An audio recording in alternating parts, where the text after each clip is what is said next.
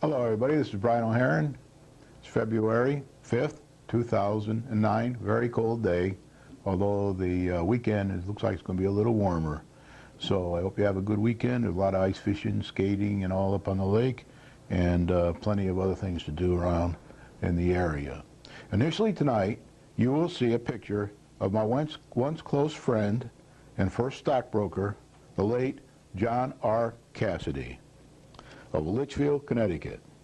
John loved Litchfield, and Litchfield, in turn, loved John. John graduated from Litchfield High School, where he excelled as a student. After a stint at a prep school, he went on to graduate from Yale University. John was a great sportsman and excelled at many sports, especially golf and basketball.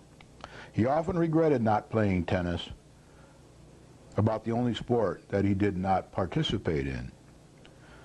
John was employed by Fawnstock in New York City and then Torrington and Hartford as a stockbroker. Many of you may know of him. He was about my age, a couple years older than me. John was very popular, liked by all, and for a time was managing partner, part owner, along with his brother Peter, of the Village Restaurant and Bar in Litchfield, Connecticut, while also managing to continue with his profession as a stockbroker. John was very knowledgeable and informative. He got along well with people. He taught me at a young age to fear and understand the phenomenon of inflation, and to manage my assets in a manner in which to reduce inflation's impact and to take advantage of inflation when it does occur. We are now going into a period, sooner or later, of inflation, and caused by all the stimulus packages and all the money the Fed's pumping into the system now to keep us afloat, to avoid or minimize the impact of any deflation.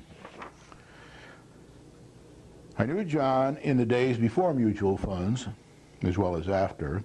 I used to call John from different time zones around the world with tips on new technical products for the fledgling computer industry. My calls were often over rickety phone lines, often taking many hours to get through to him and then not being able to hear him or he me.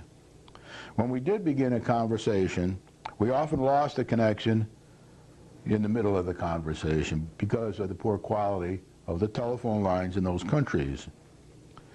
John did very well during his relatively short life. He died at a relatively young age, and the community baseball field on North Lake Street in Litchfield that he once maintained for his children voluntarily is now named after him.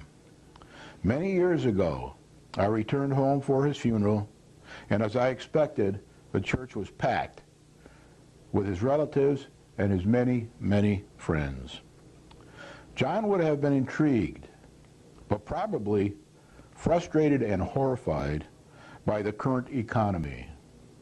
I have ridden similar recessions out with him in the past.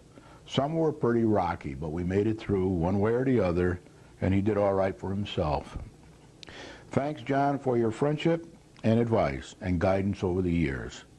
We all wish that you were still here. I often think of you and will continue to do so.